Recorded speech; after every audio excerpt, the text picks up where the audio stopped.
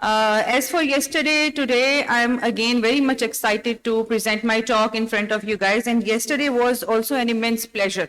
And thank you so very much, Mactor, for putting your confidence in me and considering me an appropriate presenter for this thing. Well, there is a little bit correction, Dr. Saab. I'm associate professor working in King Edward Medical University. Assistant was long ago.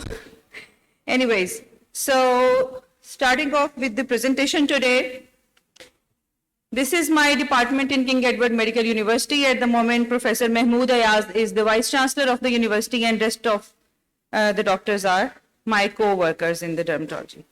Atopic dermatitis, a few words about atopic dermatitis, and then together we are going to delve into the science of management of atopic dermatitis, which initially was considered to be very, very simple. I mean, you start off with some antihistamines, give some short courses of steroids, and the patient is managed. But science is different now. As dermatologists, we see so many patients of atopic dermatitis, and so do the pediatricians see. So now the science is different. You have proper guidelines. You know how to manage mild cases, moderate cases, severe cases. There are so many new medicines that have come into the market, and you can take advantage of those medicines, and you can actually spare the patient from side effects of steroids. And this is the magic of today's science. It's not a disease that only affects low socioeconomic people. There are some celebrities, as I'm showing you, who are actually suffering from atopic dermatitis. So now, as we are looking for some new miraculous medicines in the treatment of so many other diseases, same goes true for atopic dermatitis. And fortunately, we have some drugs in our hand that are not actually going to suppress the immunity. They are going to work through some other pathways. And those pathways are not that deleterious for the patient as the steroids are.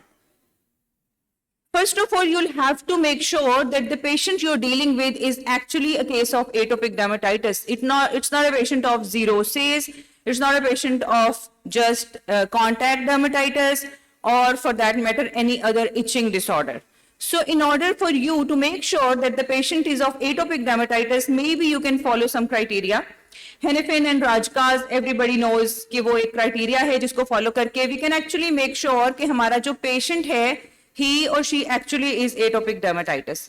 उसको अगर आप simplified तरीके से अपने पास लिख के भी रख लें, तो with the passage of time, you will be quite, swiftly doing that. So before the before starting the treatment, you actually need to measure the disease burden in that particular patient which you're encountering.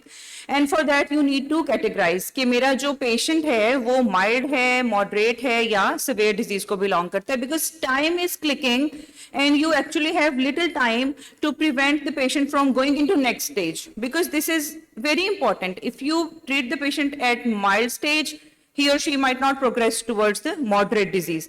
और triggers इतने ज़्यादा हैं triggers कि अगर आप triggers को identify नहीं करते हैं, उनको address नहीं करते हैं, the patient actually lands up into problem. So there are so many clinical scoring systems जिसमें मुझे जो सबसे ज़्यादा user friendly लगता है, this is a SCORAD. This is scoring for atopic dermatitis. ये जो आपका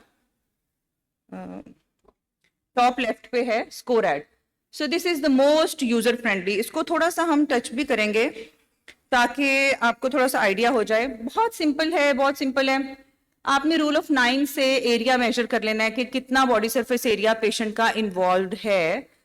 ऑब्वियसली टोटल वुड बी 100, तो आप देखोगे कि 20% है या 40% बॉडी सरफेस एरिया इन्वॉल्व है. और सेवेरिटी में कुछ फीचर्स देखे जाते हैं, जैसे कि इचिंग है, एक्जिमेटाइजेशन है, लाइकेनिफिकेशन है, क्रस्टिंग हुई हुई है, एक्सकोरिएशंस हैं, 5-6 फीचर्स हैं, उनको देखा जाता है. 0 to 3 जब 6 को हम करेंगे तो 6 3s are 18, तो मैक्सिमम स्कोर इसका 18 आता है. सब्जेक्टिव सिम्टम सिर्फ 2 हैं, इचिंग और स्लीपलेसनेस, और इनको आप 0 to 10 ग्रेड करते हैं, और 20 टोटल है, यानी एक सिम्टम को हम 0 से 10 तक ग्रेड करते हैं. पेशेंट से पूछते हैं, अगर बहुत ज्यादा इच होगी, obviously you are giving the patient 8 out of 10, और अगर बहुत कम इचिंग है, मे बी 3 out of 10. इसी तरह स्लीपलेसनेस का है. तो दिस इज द फॉर्मूला, और इस फॉर्मूला के बेस से फिर आप SCORAD को कैलकुलेट करते हैं. This is very much important when you are conducting a study. And I am telling you, if you ever have got a patient जिसको आप मैनेज तो कर रहे हैं, but there is no harm if you collaborate with some people who are actually conducting a study on that patient. Why not? For example, अगर atopic dermatitis का case है और आप उसको मैनेज कर रहे हैं, तो देर इज नो हार्म कि आप अपने से जो भी आपके रिलेटेड मेडिकल स्पेशलिस्ट हैं, डर्मेटोलॉजिस्ट हैं या पीडियाट्रिशियंस हैं जो एटोपिक डर्मेटाइटिस पे स्टडी कंडक्ट कर रहे हैं, तो may be you can get that patient enrolled into the study. और उसके लिए हमें ये बहुत ज्यादा रिक्वायर्ड होता है. तो मैक्सिमम स्कोर इज 103, और अगर लेस देन 25 होगा आप माइल्ड लेबल करेंगे, 25 to 50 पे मॉडरेट, और सवेयर पे मोर देन 50 के ऊपर आप इसको सवेयर लेबल करेंगे. अच्छा, अब इतना ज्यादा अगर आपको मुश्किल लगे करना, तो गूगल के ऊपर SCORAD कैलकुलेटर्स भी हैं. It asks you certain questions, you are suppose to put those answers into that calculator, और वो खुद ही से आपको कैलकुलेट करके कर देता है. बट ये है फर्स्ट प्रेजेंटेशन पे. पहली दफा बच्चा आपके पास आया तो आपने लाजमी तौर पे उसकी ग्रेडिंग करनी है, and it will add to your clinical armamentarium. आप you will stand out, your prescription will stand out कि आपने उसकी मेजरमेंट की. एटोपिक डर्मेटाइटिस सब एज ग्रुप्स में एक तरीके से प्रेजेंट नहीं करता. जो इन्फेंट्स होते हैं उसमें ज्यादातर एक्सटेंसुरल सर्फेसिस होती हैं, फेस एंड नेक होता है. With the passage of time it goes inward, flexural areas में आना शुरू हो जाता है जैसे बच्चा ग्रो करता है, चाइल्डहुड एज में जाता है. And there is an entity called adult atopic dermatitis. I mean it's not a disease that is limited to children और चाइल्डहुड एज ग्रुप. ये बड़ों में भी आता है, और हम बहुत सारे बड़े पेशेंट्स देख रहे हैं जो सारा बचपन ठीक गुजार चुके हैं, बट अनफॉर्चुनेटली आफ्टर 30s उनको जो है एटोपिक डर्मेटाइटिस डेवलप हो गया. चूंकि इसकी पैथोजेनेसिस जो है वो दोनों तरीकों से है. I mean inside out hypothesis भी है, आउटसाइड इन हाइपोथेसिस भी है. सिंप्लीफाई इस तरह करूंगी कि इनसाइड आउट का मतलब है कि जेनेटिकली प्रीडिस्पोज्ड था पेशेंट, और उस वजह से एपिडर्मल बैरियर जो था वो खराब हो गया और फिर एटोपिक डर्मेटाइटिस में वो लैंड कर गया. एंड आउटसाइड इन हाइपोथेसिस ये है कि because of the environmental problems and antigens आपका स्किन बैरियर डिस्टर्ब हुआ, and then it led to those release of neurochemicals and full fledge picture of atopic dermatitis. तो दोनों चीजें जो है ये इसमें ट्रू हैं. अच्छा, एटोपिक डर्मेटाइटिस के पेशेंट्स में जेनेटिकली एपिडर्मल केराटिनोसाइट्स के अंदर फिलेग्रिन प्रोटीन की एक्सप्रेशन लो होती है, और ये जेनेटिकली है. This is not something which they get from the environment, this is what they are born with. और जब फिलेग्रिन एक्सप्रेशन लो होती है तो वो नेचुरली उनको रिस्क के ऊपर डाल देती है कि उनको फूड एलर्जी भी होएगी. पेशेंट अक्सर आते हैं, अच्छा जी ये दूध पीता है, इससे एलर्जी होती है, इसको पीनट एलर्जी होती है, इसको फूड से प्रॉब्लम है, इसको एस्थमा भी हो जाता है, बाकी लोगों की निस्बत इसको इन्फेक्शन ज्यादा होते हैं, इसकी स्किन ड्राई है, अर्ली ऑनसेट है प्रॉब्लम का. सो ये सारी चीजें जेनेटिकली प्रीडिस्पोज लोगों में हो रही होती हैं. And a very very very important concept for you physicians is to have an idea of how they have a dry skin, why would they have a dry skin, and what is the difference in dry and a hydrated skin. और यही अगर lipid barrier आप skin का repair कर लेते हैं somehow, आप trans epidermal water loss को कम कर देते हैं, एटोपिक डर्मेटाइटिस का पेशेंट बहुत बेहतर हो जाता है. And sometimes the dose of drug reduces मिरेकुलसली. तो बहुत सारे जो ट्रिगर्स हैं, जैसे मैंने पहले बताया था, there are so many triggers, we need to identify the triggers. ये तभी हो सकता है when we spend some time, the patient is there with you in the clinic and you get I mean 4 to 5 minutes उसको देखने के लिए कि भाई ये सोता कौन से बिस्तर पर है, ये कपड़े जो पहनता है वो कॉटन के हैं या मिक्स्ड हैं, आप इसके नीचे पूरी बुनियान पहनाती हो नहीं पहनाती हो. अच्छा, ये शावर कौन से लिक्विड से लेता है, साबुन से लेता है या लिक्विड से लेता है. यहाँ पे एक टेक होम मैसेज सबके लिए ये है कि the soaps are alkaline and the pH of your skin is acidic. So जब एल्कलाइन सोप एसिडिक पीएच वाली स्किन पे लगेगा तो जो लेदर बनेगा वो स्किन के लिए बहुत हार्श है और वो एपिडर्मल बैरियर को डिसरप्ट करता है. So as scientist, as clinicians, we now know कि हमें कोई एसिडिक पीएच वाली लिक्विड्स या हमें चाहिए बॉडी सोप्स जो हमारी स्किन की पीएच को डिस्टर्ब ना करें. अगर पीएच एसिडिक से एल्कलाइन की तरफ जाएगी, बहुत सारी बैक्टीरियल इन्वेजन होगी, बैक्टीरियल ओवर ग्रोथ होगी जो कि नॉर्मली किल कर देगी स्किन. स्किन के हमारे नेचुरल प्रोटेक्टिव मैकेनिज्म जो हैं, लेसिथिन्स हैं, वो उसको ब्रेक डाउन कर देंगे। तो और भी फैक्टर्स हैं apart from use of soaps. You see dry skin होना ये एक बहुत बड़ा ट्रिगर है, और ड्राई स्किन आप मना कर सकते हैं। You can reduce the time you take shower in the hot water, पानी का टेम्परेचर ठीक कर लें, एनवायरमेंटल इरिटेंट्स को अवॉइड कर लें, कपड़ों का जैसे मैंने बताया, फूड का एंड अनड्यू स्ट्रेस का। तो ये ट्रिगर्स एटोपिक डर्मेटाइटिस में आइडेंटिफाई करना और उनको एड्रेस करना इंतहाई इंपॉर्टेंट है। एंड ये मैंने अपनी प्रैक्टिस में देखा। Probably I am a dermatologist and I am a cosmetologist, that's why patients come to me whoever have got the problem on the skin of the face. तो मेरे पास फेशियल एक्जिमा के patients बहुत आ रहे थे। देन मैंने उनको कलेक्ट करना शुरू किया। I collected some data and then I came up with this कि जो फेस है कि एक्जिमा के ट्रिगर्स है ना, जो मैंने आइडेंटिफाई किए, उसमें से कैटेगरीज तो ये सारी पूरी होती हैं, लेकिन ज्यादातर हमारे मुल्क में जो है ना, whitening cream culture, the necessary, मतलब जो एक उनकी इंपल्सिव ड्राइव है ना पेशेंट की कि मैंने रात को सोते हुए गोल्डन पर लाजमी लगानी है, this is one factor in initiating facial eczema. I mean like it or not, but this is how it is. क्रीमें लगाने का जो कल्चर है, खाम खा के टोटके अप्लाई करना, एंड कुछ दिन पहले तो आई वाज सरप्राइज कि फटकड़ी भी मुंह पे लगाई जाती है, which was new to me, कि फटकड़ी घोल के तो वो भी मुंह पे। मतलब ये सारी वो चीजें हैं जो आपकी स्किन बैरियर को डिस्टर्ब करती हैं, जो आपकी टॉप लेयर जो है केराटिन लेयर, उसको डिस्टर्ब करती हैं। तो sometimes you really have to ask about the creams they are applying when you are treating eczema। तो इसकी मैंने ये एक डायग्राम बनाई है जस्ट टू मेमोराइज कि हम 4 मेजर चीजों को एड्रेस करेंगे whenever it comes to management of atopic dermatitis। सबसे पहले तो हम ट्रिगर्स की बात कर ही लेंगे हिस्ट्री टेकिंग में, और हम उसको एड्रेस कर लेंगे। देन हम रेगुलर स्किन केयर पे आएंगे। देखिए रेगुलर स्किन केयर में आप सब लोगों का एक पॉइंट के ऊपर नॉलेज होना बहुत इंपॉर्टेंट है। What is the difference in humectant, in emollient and in occludent. और इन तीनों चीजों को आप इन बशमूल मेरे कुछ अर्सा पहले सिनोनिमसली यूज कर रहे होते हैं। They are not the same. Skin care जब करनी है एटोपिक डर्मेटाइटिस ने, या ड्राई स्किन वाले पेशेंट ने, या किसी नॉर्मल स्किन वाले पेशेंट ने भी, तो उसको किस सीक्वेंस में ये चीजें स्किन के ऊपर लगानी है, this is very important in order to heal that barrier which is disturbed. इसकी हम बात करेंगे। थर्ड पे है जी एंटी इन्फ्लेमेटरी, जिसमें स्टेरॉइड्स भी आते हैं, इम्यूनोसप्रेसेंट्स भी आते हैं, और इसके अलावा कॉम्प्लीमेंट्री थेरेपीज हैं। अच्छा, एटोपिक डर्मेटाइटिस के लिए गाइडलाइंस बनी हुई है। ये थोड़ी सी बिजी थी स्लाइड, तो इसको मैंने कट कर करके पोर्शंस में किया है। और ये अमेरिकन एकेडमी की गाइडलाइंस हैं, इन्हीं को हम फॉलो करते हैं। अप टू डेट के ऊपर भी ये मौजूद है, अगर आप लोगों ने अप टू डेट अपने सिस्टम्स में इंस्टॉल की हुई है। एंड इट सेज कि सबसे पहले आप सेवेरिटी असेस करेंगे, जैसे मैंने पहले बताया कि सबसे पहले हम सेवेरिटी असेस करेंगे, उसके बाद एक्सेसरबेटिंग फैक्टर्स को अवॉइड करने का मरीज को कहेंगे, और फिर हम बेसलाइन थेरेपी से शुरू करेंगे।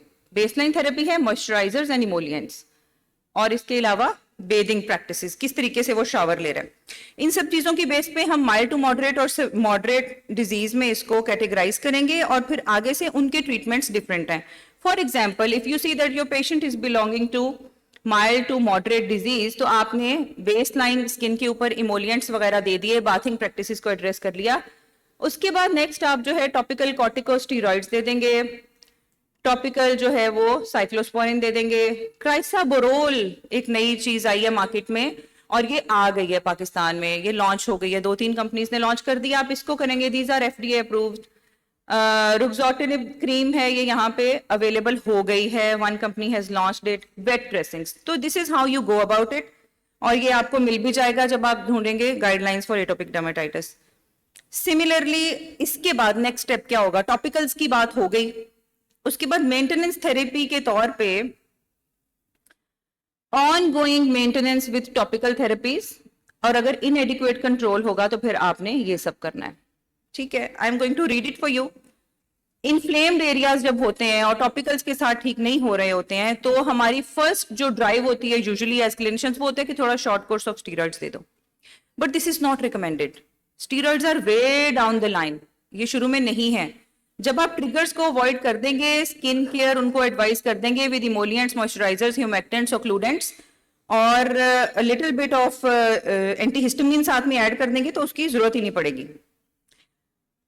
मॉडरेट टू सिवियर डिजीज में फिर आती है फोटोथेरेपी का रोल आता है, फोटोथेरेपी एंड सिस्टेमिक थेरेपी। ठीक है जी, तो सिस्टेमिक थेरेपी में सबसे पहले बायोलॉजिकल्स हैं, उसके बाद जैक इनहिबिटर्स हैं, और उसके बाद ये इम्यूनोसप्रेसेंट्स आते हैं। अब आप खुद देख लें सीक्वेंस क्या है।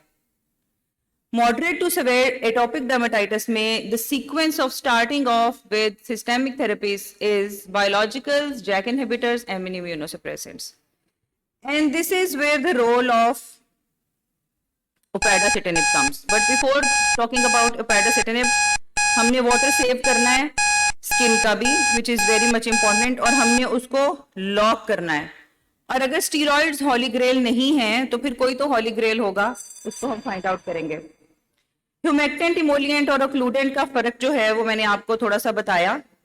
Going about upadacitinib, I am really very much surprised कि एक दवाई ऐसी अब हमारे हाथ में आ गई है कि जो इम्यूनिटी को सप्रेस नहीं करती और ये जैक पाथवे को इनहिबिट करती है। ये वही पाथवे है जो लिपिड्स को बनाने में काम करता है। ठीक है जी, ये प्रोस्टाग्लैंडिन के पाथवे के थ्रू साइक्लिक ईएमपी बनाता है और उससे फिर सारा लिपिड का बैरियर बनता है। तो इसकी कुछ स्टडीज शेयर करूंगी। यूएसए में और कनाडा में ये स्टडी हुई, rapidly improves patient reported outcomes in atopic dermatitis. 16 week trials, phase 3 trials हैं जिसमें आप कंपेयर करते हैं प्रोडक्ट की एफिकेसी को ओवर द अदर थिंग्स। और इसमें आप देखें डोज चाहे 15 मिलीग्राम रख लें या 30 मिलीग्राम रख लें, कोई ज्यादा फर्क नहीं है, बट प्लेसिबो से अगर आप कंपेयर करें तो बहुत ज्यादा फर्क है प्रूराइटिस में। तो इनका कंक्लूजन ये था कि 1 से 2 हफ्ते जब आप देते हैं upadacitinib, patient experience rapid improvement in itch, skin pain, sleep, daily activities, emotional status and quality of life. एक और स्टडी ये भी यूएस में हुई थी, once daily upadacitinib versus placebo in adolescents and adults with moderate to severe atopic dermatitis, results from 2 double blind RCTs। और इनके results ये हैं कि rapid itch relief as compared to placebo 4 times होता है when you give OD upadacitinib। BD देंगे तो 60% चला जाएगा, नॉट वेरी मच डिफरेंस, लेकिन ओडी से भी हम मतलब काफी ज्यादा ले लेते हैं। देन रैपिड स्किन क्लियरेंस जो है वो भी अचीव अच्छी होगी 69% पेशेंट्स में when OD upadacitinib is given as compared to placebo. तो ओडी upadacitinib जो है monotherapy, even the monotherapy means कि आप कोई और चीज नहीं दे रहे हैं साथ में, it might be as effective treatment option and had a positive benefit risk profile in adolescents. अच्छा जी, ये भी एक और स्टडी है, guideline of care in management of atopic dermatitis, और इसके बाद फिर इन्होंने यही जो मैंने आपको तोड़ तोड़ के स्लाइड्स बनाई हुई थी, इन्हीं गाइडलाइंस की बनाई हुई थी, and all of these studies came up with these guidelines that we have already talked about. So upadacitinib मेरे ख्याल में एक नया होली ग्रेल साबित हो सकता है एटोपिक डर्मेटाइटिस की ट्रीटमेंट में। Given monotherapy it can control etch, skin clearance and patients के बाकी सिम्टम्स को। तो डोज इसकी जो है वो 12 इयर्स ऑनवर्ड हम देते हैं बच्चों में, 12 years onward. I still remember a case, मेरे पास एक बच्चा आता है 14 to 15 इयर्स का एटोपिक डर्मेटाइटिस का, and because of being affected with atopic dermatitis for last 10 years or so, वो सारा काला हो गया, खारिश कर करके he is now all black, और जो उसकी covered areas हैं वो a little better। मेरे पास कोई choice नहीं थी, I'm sorry, I'll take 5 more minutes। तो I now put him on upadacitinib, और अभी मैं उसको follow कर रही हूँ, but it's just 2 to 3 weeks की उसकी काफी ज्यादा clearance आने लग गई है, and I'm able to taper down the steroids जो कि मुझे उसको ऑफ एंड ऑन देने पड़ते थे, and he is now off cyclosporine, off methotrexate, anything. Side effects जो हैं वो बहुत ज्यादा नहीं हैं, तो इनको आप मॉनिटर कर सकते हैं, but it's not recommended with other JAK inhibitors and immunosuppressants. ठीक है, ये आपने जरूर ध्यान में रखना है, वरना आप 2 पाथवेज ब्लॉक कर देंगे, पेशेंट को बहुत ज्यादा इन्फेक्शन होने के ऊपर आप डाल देंगे। So as doctors, मेरे ख्याल में we are not managing the disease only, we are managing the patient. That's why there is importance of recognizing and addressing the triggering factors. Sometimes to us they might not be very important to ask about the sleep patterns, the people at home surrounding, the students, the coach, the peers, the friends, the family members, the toys, the habit of keeping carpets inside the house, where the dustbins are, how much is the child exposed to home allergens। तो ये सारी चीजें लेकिन important हैं, and that's how you manage patient as a whole, not the disease only।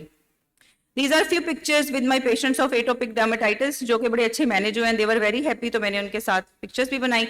Thank you so very much for your attention, and this is how you can follow me up if you want to।